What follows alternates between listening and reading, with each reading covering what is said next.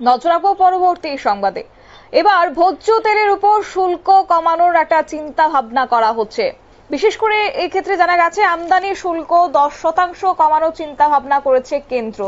এবং এই যে ক্ষেত্রে কার্যত ভোজ্য তেলের ক্ষেত্রে যে এবার দাম কমানোর চিন্তা ভাবনা কিংবা শুল্ক আমদানিতে একটা হ্রাস টানার কথা ভাবছে কেন্দ্র, তাতে করে বাজারে তার কতটা প্রভাব পড়বে?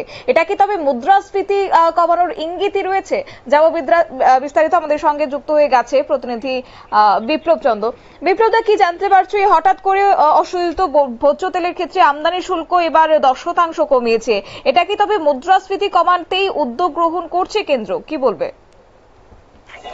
দেখো, একটা জিনিস সবচেয়ে যেটা বলা যায় যে তিন ধরনের অপরিচিত ভোজ্য তেলের ক্ষেত্রে ইনভেস্টমেন্ট যে চালু করা সেটা কিন্তু পরিকল্পনা হয়েছে এবং অপরিচিত ভোজ্য তেলের উপর আমদানি শুল্ক কমিয়ে দিল কেন্দ্র।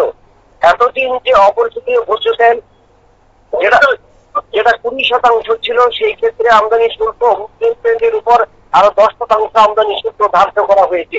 শুক্রবার এই বিজ্ঞপ্তি জারি করেছে কেন্দ্রীয় মন্ত্রক এবং খাদ্য মন্ত্রক, এবং যার কারণে এই ভোজ্য তেলের ক্ষেত্রে কিন্তু পরিবর্তন। মূলত তিন ধরনের অশোধিত যে ভোজ্য তেলের ক্ষেত্রে ইনভেস্টমেন্ট ডিউটি কমানোর সিদ্ধান্ত নিয়েছে সরকার। তার মধ্যে রয়েছে পাম অয়েল, রয়েছে সূর্যমুখী তেল এবং সয়াবিন তেলের ক্ষেত্রে অর্থাৎ 10% শুল্ক কমেছে। ভারতের বাজারে যে পরিমাণ ভোজ্য তেলের চাহিদা তার 50% আমদানি করা হয় বাইরের দেশ থেকে।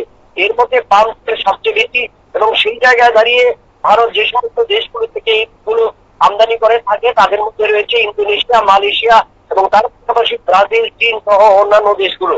এবং এই সমস্ত দেশের পরিস্থিতির কারণেই কিন্তু সরকারের তরফ থেকে সিদ্ধান্ত এবং উচ্চ দামে কিন্তু তার উপর একটা প্রভাব পড়বে। এবং সেখানে কিন্তু যে ইন্ডিয়ান ভিজিলেন্স ওয়েল অ্যাসোসিয়েশন রয়েছে, তার সরকারের উপর দাম নিয়ন্ত্রণ এবং সেই টাকার উপর দাম নিয়ন্ত্রণের ক্ষেত্রেও কিন্তু একটা বাধা নিতে হতে পারে। এবং সেই ক্ষেত্রে ভোজ্য তেলের দাম যদি সেখানে অদল বদল বা পরিবর্তন হয়, সেখানে কিন্তু কালোবাজারের সম্ভাবনা সবচেয়ে বেশি থাকতে কিন্তু মনে করছে খাদ্য মন্ত্রক, এমনটাই কিন্তু ধারণা।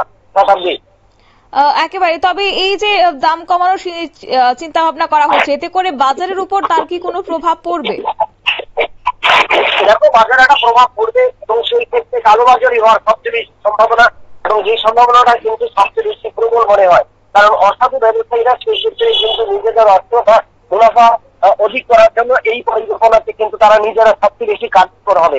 এবং যেখানে তারা দেখা যাবে যে সেই ক্ষেত্রে কতটুকু তারা নিজেদের এই সিদ্ধান্ত বা নিজেদের এই ক্ষেত্রে তারা অনেকটাই কার্যকরী হয় বা নিজেরা ক্ষেত্রে সরকার দাম নিয়ন্ত্রণ করতে পারে কিনা, কারণ নিয়ন্ত্রণের উপর সেই দামের উপর একটা কিন্তু সবচেয়ে বড় ধাক্কা পড়তে পারে বলে কিন্তু অনেকেই মনে করছে। শতাব্দী, একেবারে ধন্যবাদ। আপনারা শুনলেন, অর্থাৎ এক্ষেত্রে অপরিশোধিত ভোজ্য তেলের উপর আমদানি শুল্ক কমিয়ে দিয়েছে এই মুহূর্তে কেন্দ্র, এবং যেটা এতদিন পর্যন্ত অপরিশোধিত ভোজ্য তেলে 20% আমদানি শুল্ক বা ইম্পোর্ট এর ক্ষেত্রে ধার্য করা হতো, এখন থেকে সেটা 10% আমদানি শুল্ক ধার্য করা হবে। ইতিমধ্যেই সেই বিজ্ঞপ্তি কেন্দ্রের পক্ষ থেকে জারি করে দেওয়া হয়েছে।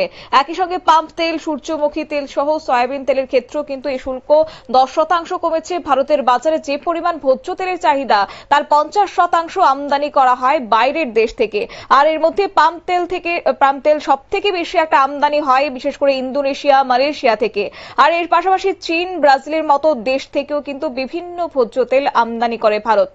তারই মধ্যে এই খবরে এবার কেন্দ্রের বিজ্ঞপ্তির মধ্য দিয়ে তারা জারি করে দিয়েছে যে আমদানির ক্ষেত্রে অনেকটাই 10% শুল্ক এবার কমানোর সিদ্ধান্ত নিয়ে নিয়েছে। ছোট্ট একটি বিজ্ঞাপন বিরতির সঙ্গে থাকুন।